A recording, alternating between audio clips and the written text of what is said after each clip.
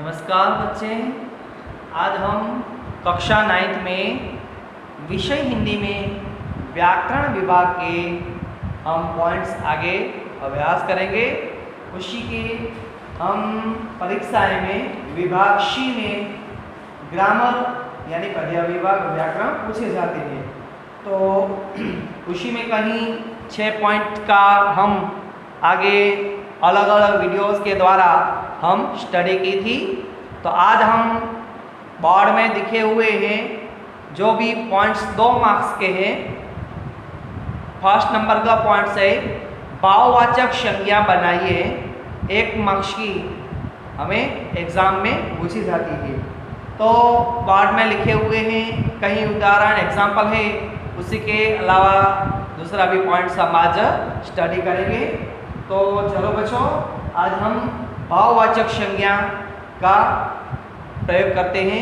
भाववाचक किसे कहते हैं कि जो हम कोई भी बातचीत करते हैं तो उसी में हम कोई भाव यानी इमोशनल हो जाते हैं, उसी किसी के प्रति हम प्रेम उत्पन्न होता है, यानी कि कोई ऐसा वर्ड शब्द होता है जो भाव बनाता है, जो प्रेम बनाता है, वही शब्द को भाववाचक संज्ञा बताएंगे। तो चलो हम पहले नंबर बोर्ड में दिखे हुए हैं, पहले जो एग्जाम्पल है उसी का हम रीड करते हैं। पराजित होने के बाद महान राजा की अधोगति हुई। तो उसी में ऐसा कौन सा शब्द हुआ कि जो भाववाचक बनते हैं।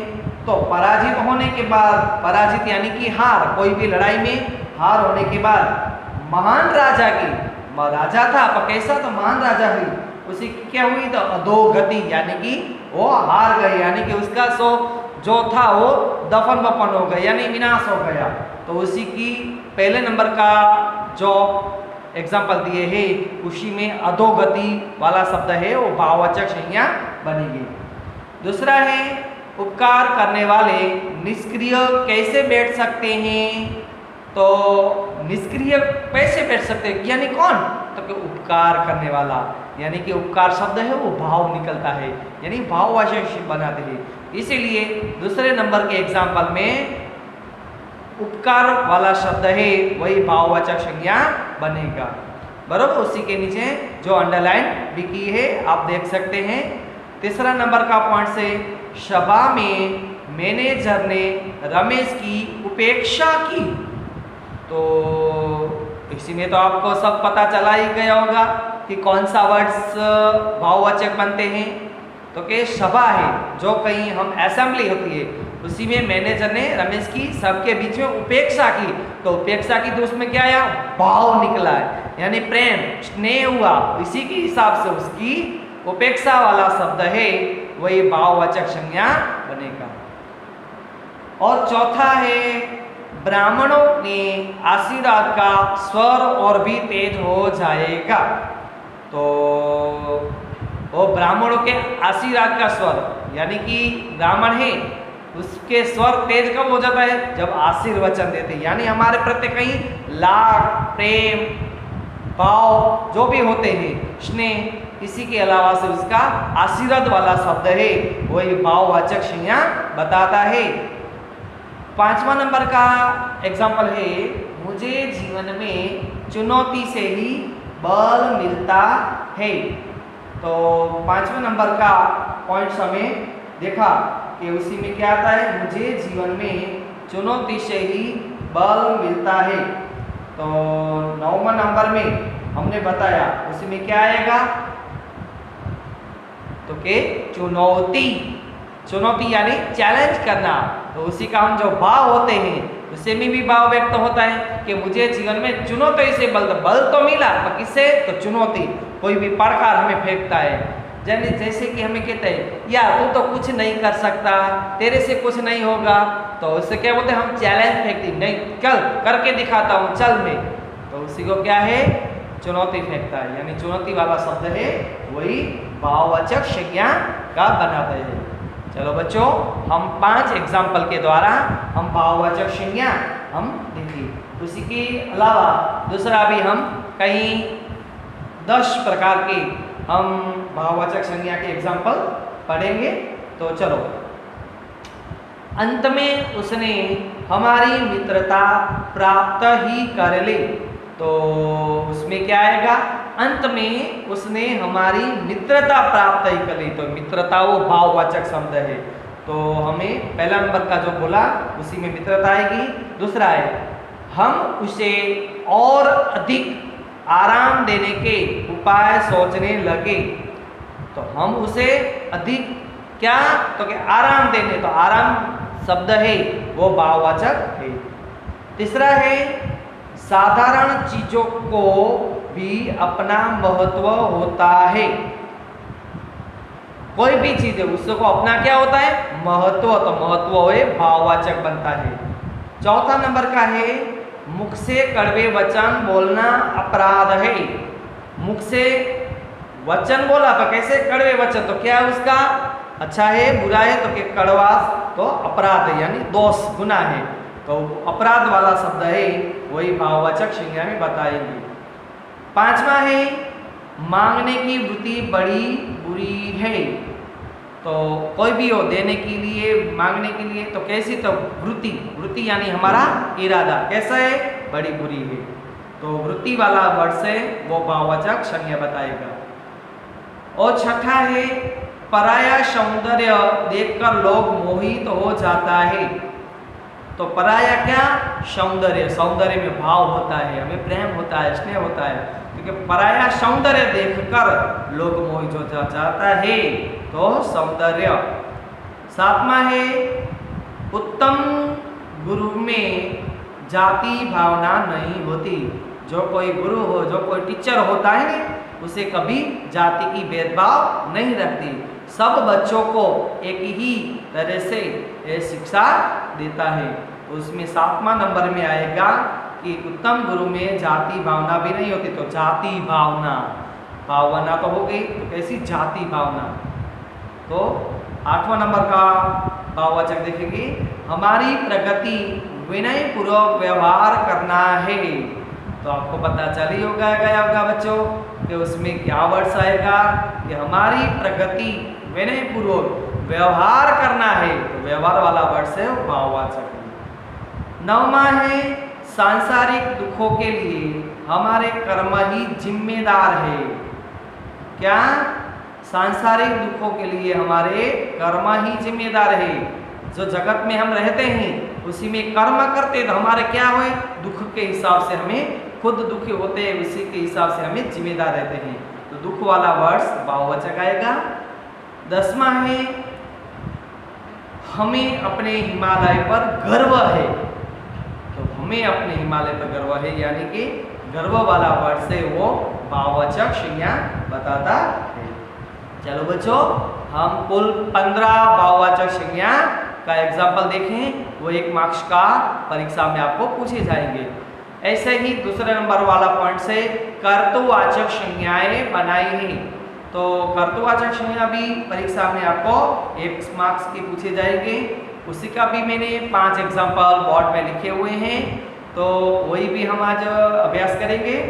कर्तवाचक यानी कि कोई भी सेंटेंस यानी कोई बातचीत करते हैं उसी में जो कर्ता होता है यानी कि आदमी, कोई भी व्यक्ति, तो उसी को हम कर्तवाचक संज्ञा के रूप में बताएंगे। तो चलो, पहली, गंतव्य आते ही गाड़ीवान ने गाड़ी रोक दी।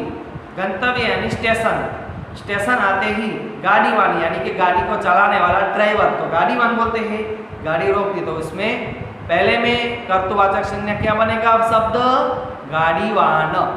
दूसरा, खेल के दौरान खिलाड़ी ने अपने सारे कौशल दिखाए। खेल के दौरान जो गेम्स बच्चे खेलते हैं तो उसी के समय अच्छा जो अपनी शक्ति है वो दिखाने के लिए कौन करता है, तो खिलाड़ी। जो स्टूडेंट्स, जो खिलाड़ी मैदान में जाते हैं उसी को खिलाड़ी बोलते हैं। तो दूसरे में पॉइंट्स में आएगा खिलाड़ी कर्तवाचक संज्ञा। तीसरा है कभी कभी संपत्ति का भोगी उसका मालिक नहीं होता। तो उसमें कर्ता कौन है, संपत्ति का भोगी। तो यानी भोगी यानी भोगवते हैं, खुद जो आदमी उसकी हिस्से में लेते हैं उसको भोगी बोलते हैं, उसका मालिक नहीं होते। तो तीसरे नंबर में भोगी शब्द है वो कर्तृवाचक संज्ञा बनता है। चौथा है भयंकर स्वप्न को देखकर व्यक्ति की नींद उड़ गई। व्यक्ति की नींद कब उड़ गई? तो क्या देखा? तो कि भयंकर स्वप्न, तो इसी में आएगा चौथे में भयंकर वाला वर्ड से वो कर्तृवाचक संज्ञा में बने।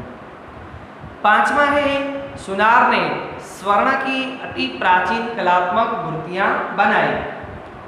तो आपको पता चल गया होगा उसमें कर्तृवाचक यानी कर्ता कौन है? सुनार।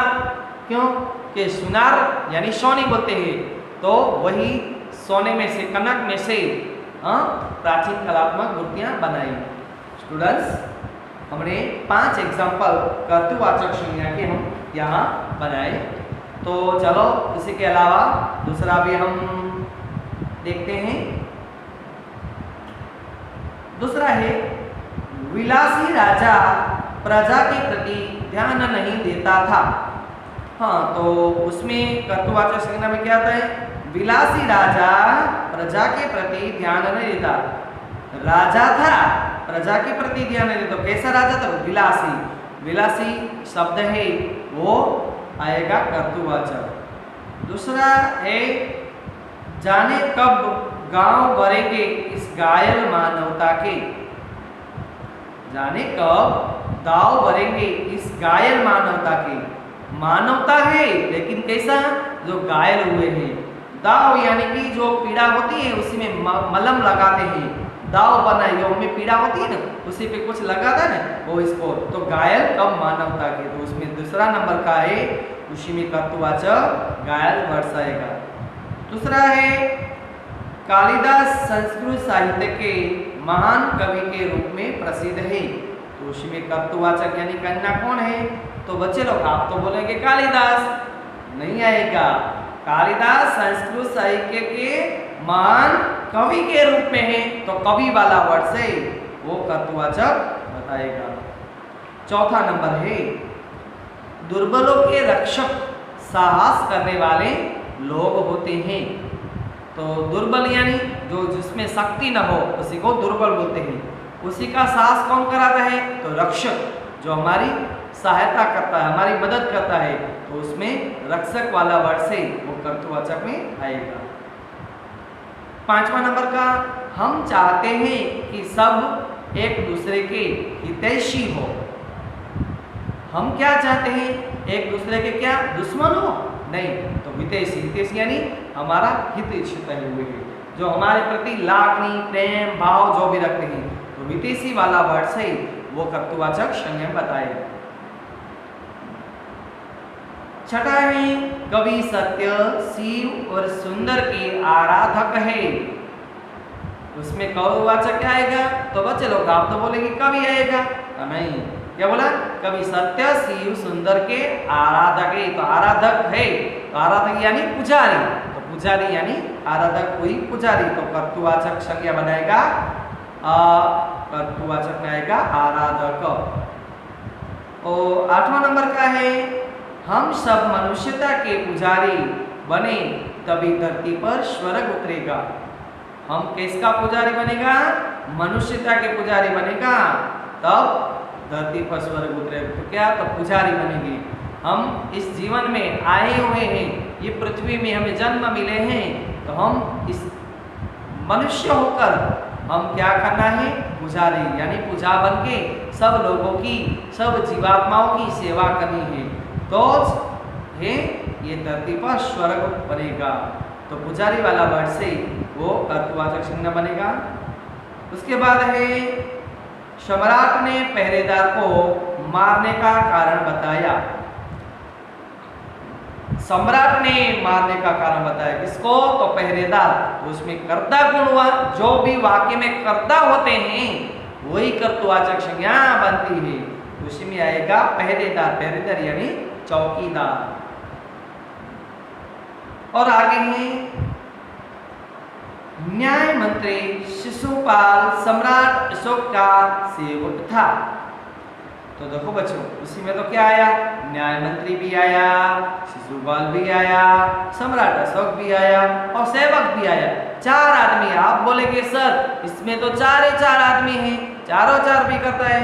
नहीं बच्चे, उसी में तो क्या है कि न्याय मंत्री शिशुपाल सम्राट अशोक का सेवक था, यानी सेवक था सबका, तो सेवक वाला वर्ड से वो कर्तृवाचक संज्ञा में बनेगा। उसमें आगे लास्ट पॉइंट है कि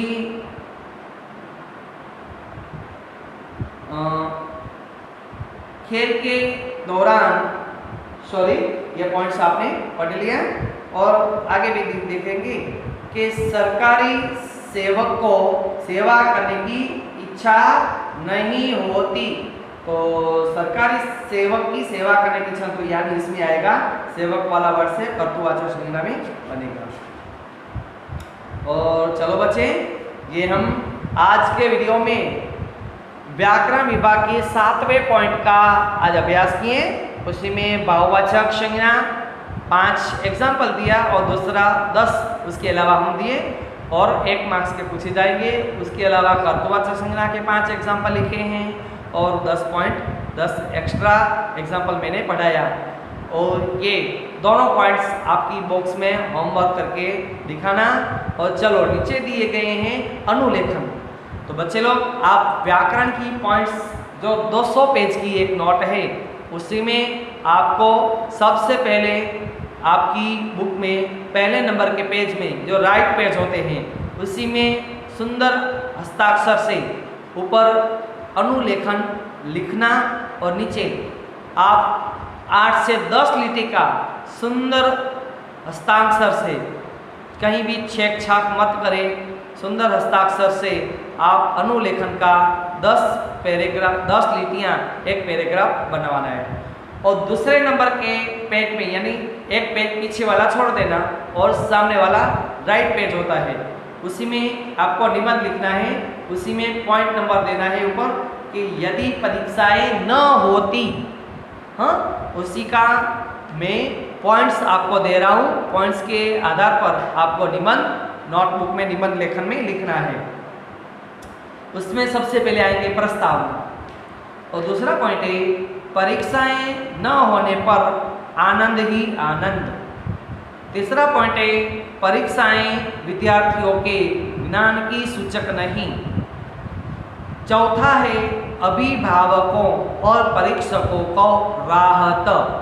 5वां है मार्गदर्शिकाओं और कोचिंग क्लास आदि से छुटकारा।